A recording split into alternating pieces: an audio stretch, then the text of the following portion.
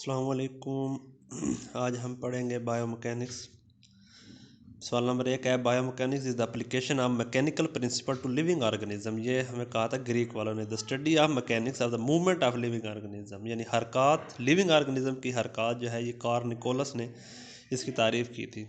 तीसरा सवाल है, the mechanics of a part और फंक्शन। मैकेनिक्स एक हिस्सा है या फंक्शन ऑफ लिविंग बॉडी, एक जानदार बॉडी का, सच एज ऑफ हर्ट और लुकोमोशन। ये सुजान जॉन हॉल ने कहा था। लुकोमोशन या हार्ट, सच एज हार्ट हो गया या फिर लुकोमोशन हो गया। Home the international community adopt term biomechanics. Biomechanics की टर्म जो है 1970 में इंटरनेशनल कम्युनिटी ने अडॉप्ट की। हाउ मैनी मेजर सब ब्रांच ऑफ मैकेनिक्स आर। इसकी दो ब्रांचेज हैं मैकेनिक्स की।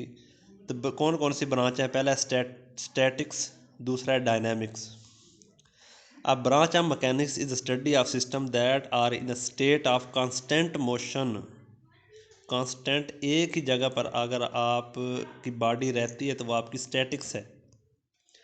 Branch of mechanics study of system in which acceleration present, जिसके अंदर आपकी हरकत आ जाती है। ये मैकेनिक्स की डायनेमिक जो है इसको कहते हैं, जिसके अंदर आपकी हरकत आ जाती है। जो आपकी बॉडी कांस्टेंट मोशन में है वो आपकी स्टैटिक्स है, जिसके अंदर आपकी एक्सलरेशन आ जाती है वो आपकी डायनामिक्स हो जाती है। The further sub division of biomechanics, इसके आगे दो किस्में हैं, एक काइनेटिक्स है, दूसरा काइनेमेटिक्स है। Is the study of description of motion including consideration of space and time. ये आपकी काइनेमेटिक्स आ गई। Is the study of force, force की स्टडी, ये आपकी काइनेटिक्स है। Kinetic study of associated with motion, ये काइनेटिक स्टडी ऑफ फोर्स है लेकिन इसके अंदर मोशन भी आ जाता है। Kinematic analysis is, kinetic analysis में आपकी वेलोसिटी आ जाती है, एक्सेलरेशन आ जाता है, आपकी फोर्स आ जाती है। और काइनेटिक के अंदर ये आपकी जो स्टडी ऑफ फोर्स है, इसके अंदर वर्क, इसके अंदर भी आपकी फोर्स लगेगी, energy, power, force, momentum, all of this ये आपकी काइनेटिक्स है। Other name of Newton second law, second law of acceleration है, law of acceleration. Other name of first law, Newton first law को लॉ ऑफ इनर्शिया या जमात का कानून भी कहते हैं, law of inertia. Parabola is the, parabola क्या है? इसकी तारीफ दी है, the path of an object projected into free air.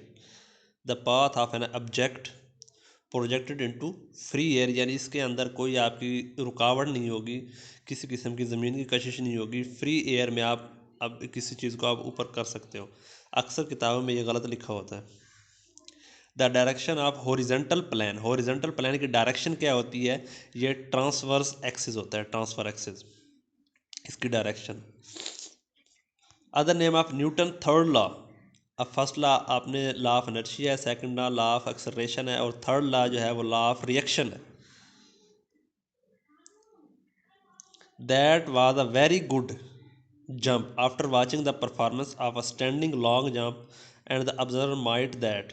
ये कौन सी आपका एनालिसिस है जब आप कहते होंगे that is a very good jump? ये आपका क्वालिटेटिव है। अगर आपका क्वांटिटेटिव आ जाएगा तो उसके अंदर आप उसको नंबर दोगे, 3 नंबर है, 10 में से 4 नंबर आ गए, 5 नंबर आ गए, इस तरह करके। इज एनी फिजिकल मूवमेंट और change in position, physical movement और चेंज इन पोजीशन, ये आपका मोशन है, यानी अपनी कुदरती हालत में अगर आपने थोड़ी सी तब्दीली वाक़ई की, फिजिकल मूवमेंट की, इसमें अंदर कोई तब्दीली की, तो आपका मोशन में आ जाएगा। Motion implies movement in which consist और destroy upsetting body is called equilibrium.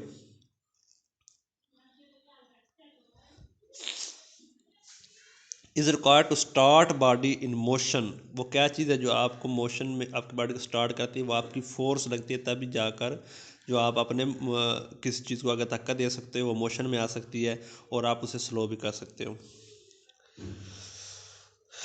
The type of motion are, type of motion की कितनी अकसाम है? पहला लीनियर है, एंगुलर और जनरल है, ये 3 इसकी किस्में हैं। Is not a type of motion, force जो है वो मोशन की टाइप नहीं है, लीनियर भी इसकी टाइप है, जनरल भी इसकी टाइप में आ जाती है। Is the movement of a body in which straight line, Sidhi line, और अलॉन्ग अ स्ट्रेट पाथवे, या आपका जो सीधा रास्ता वो आपका लीनियर मोशन होगा, जो आपका सीधा रास्ता है। Motion refer to movement a straight line from one point to the other, ये भी आपका एक पॉइंट से अगर आप चल रहे हो तो दूसरे पॉइंट तक जाना है, वो भी सीधा आपका स्ट्रेट है, तो वो भी आपकी लीनियर मूवमेंट में आ जाता है। How many type of linear motion, अब आगे लीनियर मोशन की भी दो किस्में हैं। व्हेन द ऑब्जेक्ट और body moves along curve line, अगर आप कोई कर्व दे देते हो, अगर आपको गुलाई कर देते हो, उसके अंदर अगर आपकी कोई मूवमेंट है, आपका बॉडी मूव कर रही है, तो आपका कर्व ही लीनियर होगा। Is rotation around central imaginary line, अगर आपकी रोटेशन है, एक आप मरकज है उसके इर्द गिर्द घूम रहे हो, वो आपका एंगुलर मोशन है। Human body joint are also example of angular motion, human body joint भी हैं, वो आपके एंगुलर मोशन में आते हैं। Angular motion is the rotation around central imaginary line, यानी एक एक्सिस के गिर्द, एक नुक्ते के गिर्द जो है आपकी मोशन, आपकी हरकत होती है, उसको आप यानी उस नोन एज एक्सिस कहते हैं। इसके रिलेटेड ये सवाल है, imaginary line perpendicular to the plane of rotation passing through the centre of rotation, ये एक्सिस ऑफ रोटेशन हो गया। Actual length of path from one point to another, पहले मैंने बताया था कि एक पॉइंट से दूसरे पॉइंट की आपकी जो मूवमेंट है वो लीनियर मोशन में आ गया। अगर आप ये हिसाब लगा लें कि आपने एक जगह से दूसरी जगह सफ़र करना है, वो आपका डिस्टेंस होगा एक पॉइंट से दूसरे पॉइंट तक। Distance is a scalar quantity, scalar quantity है डिस्टेंस।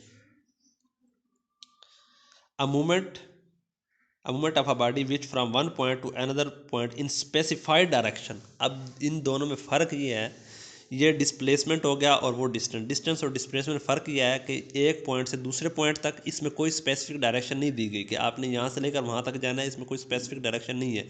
और डिस्प्लेसमेंट में स्पेसिफिक डायरेक्शन दी होती है कि आपने यहाँ इस पॉइंट से शुरू होना है और उस पॉइंट तक आपने जाना है।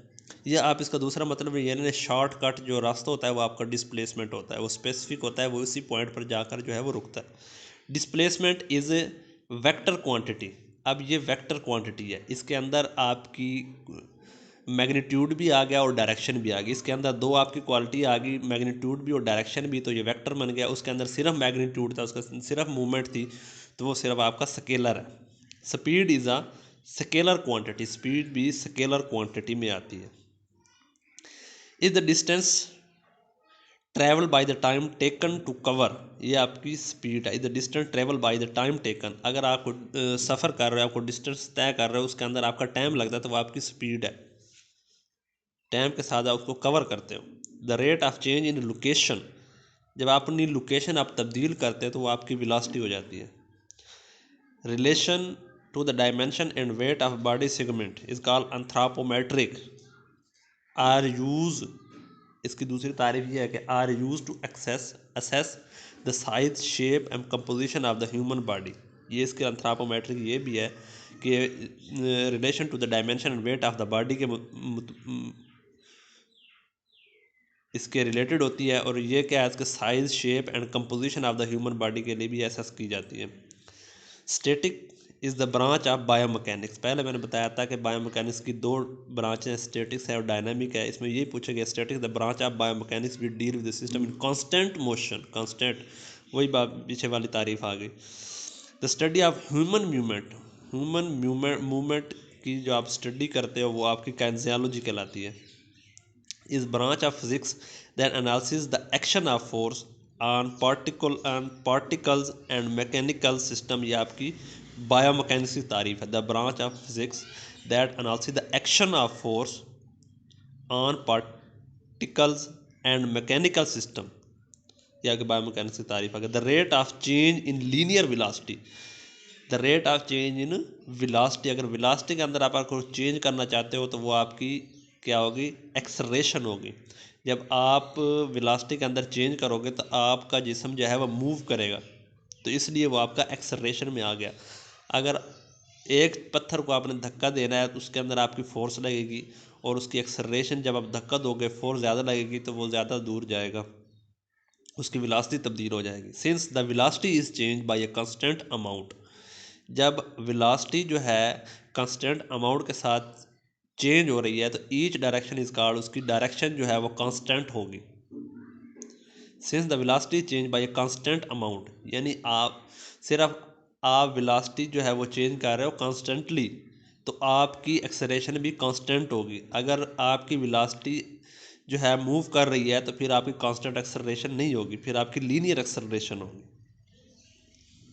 Physical quantity that possess both magnitude and direction, पहले मैंने बताया था कि ऐसी क्वांटिटी जिसमें दो खसूसियात हो, मैग्नीट्यूड भी हो डायरेक्शन भी हो, तो वो आपकी वेक्टर होगी, और जिसके अंदर सिर्फ मैग्नीट्यूड हो वो आपकी स्केलर क्वांटिटी होगी।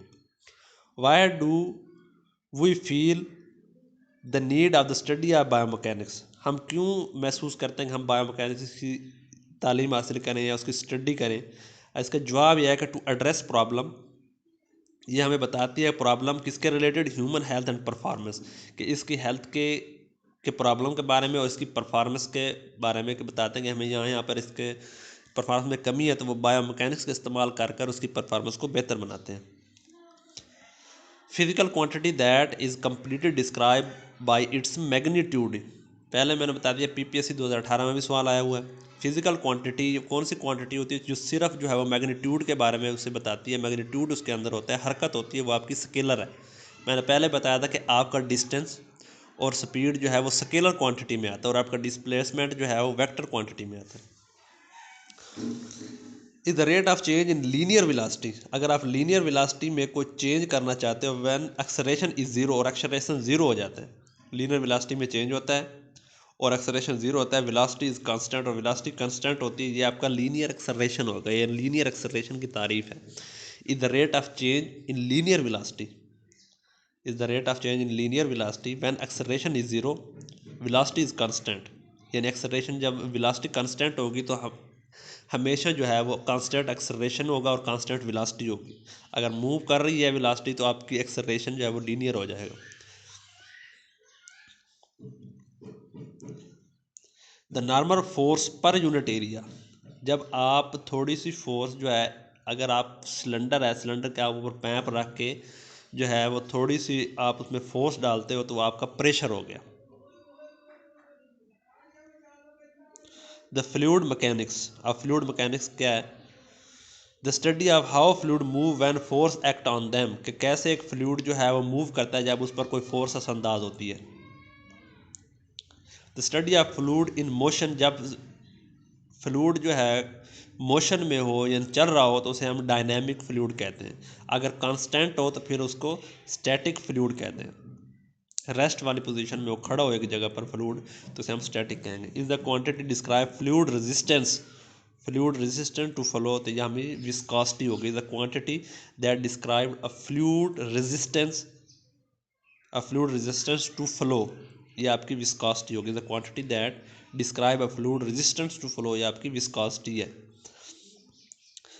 अ body will maintain a state of rest, ये अब इनर्शिया, लॉ ऑफ इनर्शिया आ रहा है। A body will maintain a state of rest और constant velocity unless acted on external force that change the state is called law of inertia, यानी जब आपकी body rest position में या constant velocity में है, वो उस वक्त तक जो है वो कांस्टेंट और रेस्ट में रहेगी जब तक जो है कोई बैरूनी फोर्स जो है उस पर असरअंदाज ना हो। बैरूनी फोर्स क्या है? आपकी हवा है, उसके बाद अब कशिश शकल है, तवाज़न है, ये आपकी बैरूनी फोर्सेज हैं। अब सेकंड लॉ इसका आ गया, a force applied on a body, जब किसी बॉडी पर फोर्स जो अप्लाई करते हैं उसका वजह क्या बनती है, उसके बाद acceleration in the body, body जो है वो मूव करना शुरू हो जाती है, एक्सलरेट करना शुरू हो जाता है। फिर magnitude proportional to the applied force and inversely proportional to the mass of the body, कि जित applied force magnitude proportional to the applied force and inversely proportional to the, यानी जितनी आप फोर्स लगाओगे, जितना ज़्यादा वज़न होगा उतनी ज़्यादा फोर्स लगेगी, जितना कम वज़न होगा उतनी कम फोर्स लगेगी। एफ बराबर है एम में, इसका कुलिया है, ये लॉ ऑफ एक्सेलरेशन है। For every action there is an equal, हर एक्शन का एक रिएक्शन होता है लेकिन अपोजिट डायरेक्शन होती है, ये आपका लॉ ऑफ रिएक्शन है। A body is free fall that is subjected to the force gravity and air, a body is free fall that is subjected to the force of gravity and air resistance is called projectile motion. A body in free fall is the point around which the mass and weight of the body are quality balance, ये centre of gravity है, इसकी तारीफ है। Is the point around which mass and weight of the body are equal, जहाँ पर मास और body equal हो जाएं, इक्वली बैलेंस हो जाएं, उसे हम सेंटर ऑफ ग्रेविटी कहते हैं। यानी आप ग्रेविटी आसमान के ऊपर जाओगे जहाँ पर कहीं शक्ल नहीं होगी तो फिर आपका मास और वेट जो है वो इक्वली बैलेंस हो जाएगा। All bodies are attracted to one another. अब ये लॉ ऑफ ग्रेविटेशन की तारीफ आ गई है। All bodies are attracted to one another with the force proportional to the product of their masses inversely proportional to square of the distance them। ये law of gravitation है। ये सवाल जो मैं बता रहा हूँ आगे वाला, ये पीपीएससी 2018 में लेक्चरार के पेपर में आया था। The rotatory effect of force about an axis, यानी आप एक दरमियान वाला पॉइंट निकाल लें, एक किताब है उसके दरमियान में एक पॉइंट निकालें, उसके इर्द गिर्द जो आप उसके घुमाएंगे वो आपकी टार्क होगी। Torque is the product of force and distance, उसके फोर्स लगेगी और वो डिस्टेंस तय करेगी। Who is the major factor of influence by the gravity. Major factor क्यों होते हैं? वर्टिकल इन्फ्लुएंसेस, ज़्यादा ये नीचे की तरफ हमारी जो वर्टिकल होती है। अपेक्स क्या है? Apex a high point of a trajectory, और ट्रेजेक्ट्री क्या है? The flight path of a projectile. ऊपर जब आप कुछ चीज़ ऊपर गिराते हो, फ्लाइट करते हो ऊपर, वो आपका ट्रेजेक्ट्री होगी। और हाई पॉइंट जो उसका सबसे ऊपर हाई पॉइंट, ट्रेजेक्ट्री का ऊपर सबसे हाई पॉइंट होगा, वो आपका एपेक्स हो गया। Is the product of gravity constant acceleration.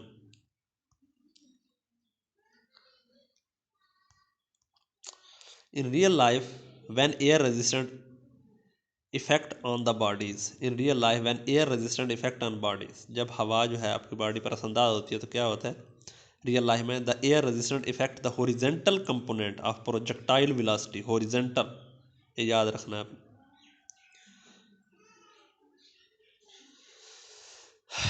Which are the factors that affect on efficiency and basketball player, skydives and high jumper and thrower?